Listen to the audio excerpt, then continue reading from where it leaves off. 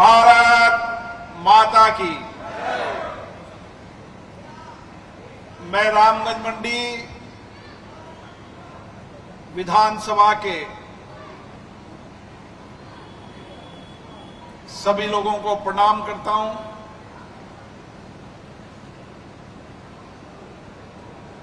रामगंज मंडी ने बहुत स्नेह दिया, प्यार दिया, आशीर्वाद दिया। मैं 2014 से लोकसभा का चुनाव लड़ रहा हूं और 2014 से ही रामगंज मंडी की जनता ने मुझे भरपूर आशीर्वाद दिया, प्यार दिया, स्नेह दिया।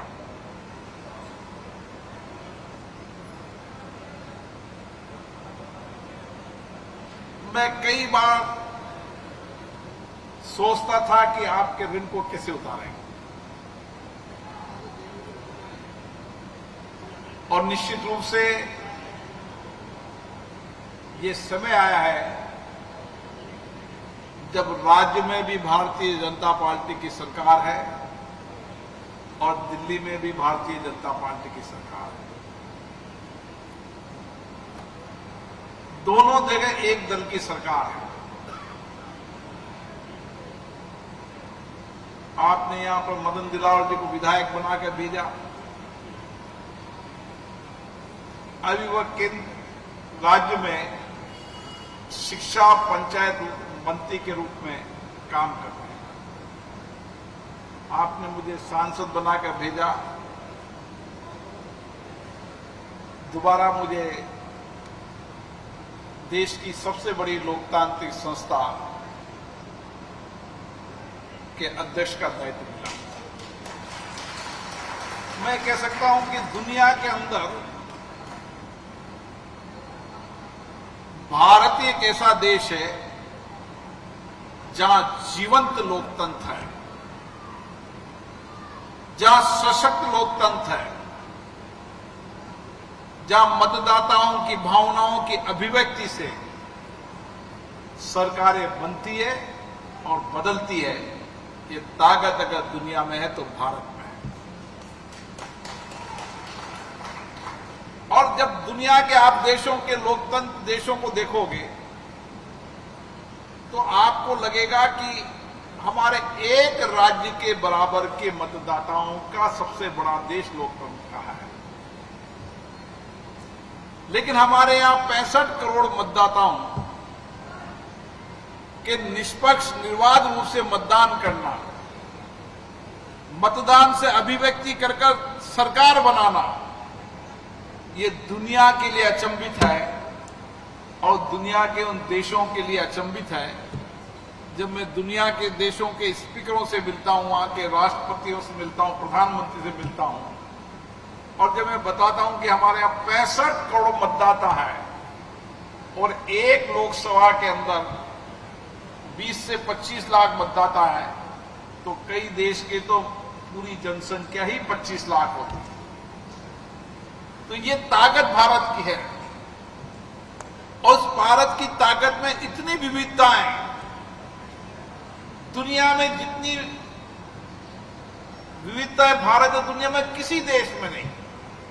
इतनी धर्मों का पालन, दुनिया का जो भी धर्म होगा उस भारत में उस धर्म की पालन करने की सत्ता होगी। सबको मताधिकार, एक गरीब व्यक्ति भी अपनी अभिव्यक्ति से सरकारें बना सकता, बदल सकता है। ये ताकत भारत के लोकतंत्र की है। और इसीलिए मुझे सौभाग्य मिला है कि दुनिया के सबसे बड़े लोकतंत्र की संस्था की प्रतिष्ठा बने, लोगों में विश्वास बने, भरोसा बने, और ये आशीर्वाद आपने दिया है, इसलिए मुझे दायित्व मिला है।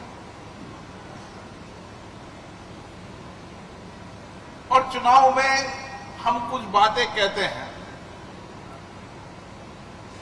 लोगों को विश्वास दिलाते हैं, भरोसा दिलाते हैं।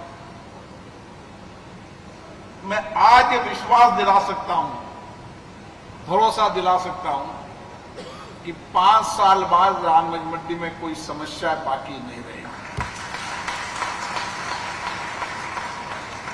ये हमारी जिम्मेदारी है। अगर 5 साल के अंदर भी कोई समस्या बाकी रह जाती है तो जनता कहेगी हमने तो सब कुछ दिया, आपने हमारे विश्वास भरोसे को तोड़ा। और इसीलिए मैंने मदन जी को कहा है, जो चीजें बड़ी हैं जिससे लोगों के सामाजिक आर्थिक जीवन में परिवर्तन आ सकता है, लोगों का जीवन बेहतर हो सकता है, उनकी आमदनी बढ़ सकती है, वो बड़े एजेंडे लेकर हमें चलना है। और इसीलिए मैंने कहा है कि सारे इलाके को किस तरीके से हम सिंचित कर सकते हैं ताकि हर खेत तक पानी पहुंचे और यहां की जो धनिया की खुशबू है जो दुनिया में महकती है और धनिया का उत्पादन बढ़े। आप दुनिया के किसी भी देश में चले जाएं, यहां की धनिया की चमक और कोटा स्टोन, अभी मैं रसिया गया था, वहां भी कोटा स्टोन का पत्थर लग रहा था। और मैंने वहां के कुछ कंस्ट्रक्शन करने वाले बड़े कॉन्ट्रैक्टरों का कि ये जो कोटा पत्थर का पत्थर है इसकी चमक कभी कम नहीं होती, लोगों की चमक इसलिए कम नहीं होती, ये हमारे उस मजदूर के पसीनों की मेहनत का पत्थर है, इसलिए इसकी चमक कभी कम नहीं होती। और आप देखो कोटा स्टोन एक ऐसा पत्थर है जिसकी चमक कभी कम नहीं होती, जितनी बार उसको देखोगे उसकी चमक बढ़ती जाएगी। ऐसा पत्थर हिंदुस्तान में कहीं नहीं। लेकिन अब नए प्रयास करने होंगे कि कोटा स्टोन और यहां धनिये की महक, उस धनिये की महक मुझे राजकोट के धनिये की भी महक कहीं ना कहीं नजर आई। तो मैंने कहा राजकोट का धनिया नहीं, धनिया तो रामगंज मंडी का सबसे बेहतर है। तो उन्होंने कहा कि हाँ बेहतर तो है पर राजकोट से भी आता है। तो मैंने कहा और धनिये की खुशबू को दुनिया में पहुंचाना है, ये जिम्मेदारी आपने मुझे दी है। इन दोनों विषयों पर मैं काम कर रहा हूं, कैसे बेहतर परिणाम आ सकते हैं, कोशिश करने से परिणाम आएंगे। आप निश्चित रखो कोटा स्टोन और धनिये की चमक को हम दुनिया में पहुंचाएंगे और यहाँ के व्यापार को और बढ़ाने के लिए आपसे मिलकर किस किस तरीके से प्रयास हो सकते हैं ताकि हम और बेहतर प्रयास कर सकें। कुछ मुद्दे हैं यहाँ के, मैं पूछ रहा था तो लोगों ने कहा कि रामगंज मंडी का अस्पताल बहुत मांग है, तो निश्चित रूप से ये भी मांग आपकी इस विधानसभा के बजट सत्र के अंतिम दिन में हो जाएगी। और कमलेश जी को हार्ट का ऑपरेशन यही कराना है, तो निश्चित रूप से इस बजट के अंदर हम यहां पर इस जिले का सबसे बड़ा अस्पताल बनाने में कामयाब हों। अब परेशानी ये रहती है, हॉस्पिटल तो बन जाता है लेकिन डॉक्टर नहीं मिलते आजकल। लेकिन इस बार प्रयास होगा कि रामगंज मंडी के लोगों को कम से कम इलाज कराने झालावाड़ तो नहीं जाने देगा, ये मेरी जिम्मेदारी है। उनको यहाँ बेहतर हॉस्पिटल बनाएंगे। पहले फेज के अंदर डिस्ट्रिक्ट हॉस्पिटल के बराबर का हॉस्पिटल तैयार करेंगे, भविष्य में फिर लोगों से बात करेंगे। कोई मिलेगा तो मेडिकल कॉलेज के सपने तो देखने चाहिए, सपने तो बड़े देखने चाहिए, और जो सपने बड़े देखेंगे जब भी पूरा करेंगे। कोई न कोई दिल्ली में जयपुर में टकराएगा तो उसको कहेंगे हॉस्पिटल रहा और मेडिकल कॉलेज की और हो जाए, ताकि मेडिकल कॉलेज का भी एक सपना बहुत दिनों से है, कितना पूरा होता है। लेकिन डिस्ट्रिक्ट हॉस्पिटल उप जिला अस्पताल तो निश्चित रूप से बनेगा, इसी बजट में बनेगा। मैंने इस संबंध में मुख्यमंत्री जी को बता दिया है। और कुछ विषय हैं, आप निश्चित हो, ये तो बदलते रहते हैं, अपेक्षाएं भी होनी चाहिए, आकांक्षाएं भी होनी चाहिए। अगर अपेक्षाएं आकांक्षा नहीं होगी तो हम रामगंज मंडी को कैसे बदलेंगे? इसमें बुरा मानने की बात नहीं है। आपके आकांक्षा अपेक्षाएं उचित है, आपने बहुत प्यार दिया है, बहुत स्नेह दिया है, मैं आपके आशीर्वाद को कभी नहीं भूल सकता। जब भी मैं चुनाव लड़ा, जब भी आपने मुझे अच्छे मतों से जिताकर भेजा है, आप निश्चित रहिए रामगंज मंडी को जो मोटी मोटी समस्याएं हैं, चाहे राज्य की सरकार की समस्या है, केंद्र की है, उन सारों का समाधान करेंगे। फिर आपसे चर्चा करते रहेंगे, बातचीत करते रहेंगे, आपके सुझाव लेते रहेंगे और निश्चित रूप से जो कुछ भी हो सकता है, आप ये निश्चित मानना, उन प्रयासों में कोई कमी नहीं छोड़ेंगे। हमारा सारा सामर्थ्य, हमारी शक्ति सब आपके द्वारा दी गई है, तो हम कमी क्यों छोड़ेंगे? हमारे प्रयासों में कमी क्यों होती है? आने वाले समय के अंदर जिस तरीके की रामगंज मंडी है, ये जो दिल्ली बॉम्बे कॉरिडोर से जुड़ेगी, तो बहुत सारी चीजें यहां पर बदलती आपको नजर आएगी। आज मैं कह सकता हूं कि रामगंज मंडी की कनेक्टिविटी इस राजस्थान में सबसे बेटर कनेक्टिविटी है, और जो कुछ भी कनेक्टिविटी बाकी है उसको और बेहतर करेंगे। चाहे रोड हो, मैं पिछली बार आया था, लोगों ने गांव में मुझे पीने की समस्याएं अवगत कराई थी। इस बार हमारा प्रयास है कि रामगंज मंडी रोड, पीने का पानी, बिजली, इंडस्ट्री, हॉस्पिटल, स्कूल के मंत्री मदन दिलावर जी हैं। अब उनके राज में स्कूल रामगंज मंडी कैसे बनने चाहिए कि लोग देखने आए कि रामगंज मंडी के स्कूल कैसे हैं, स्कूल, कॉलेज, इन सब जो आपकी भावना है, उन भावनाओं के साथ करेंगे। लेकिन एक काम आपको करना है, जो मदन जी ने भी कहा, मैंने भी कहा, मैं भी इंदौर गया था। इंदौर हमारे मित्र कैलाश विजयवर्गीय जी ने कहा कि हम 51 लाख पौधे लगाएंगे,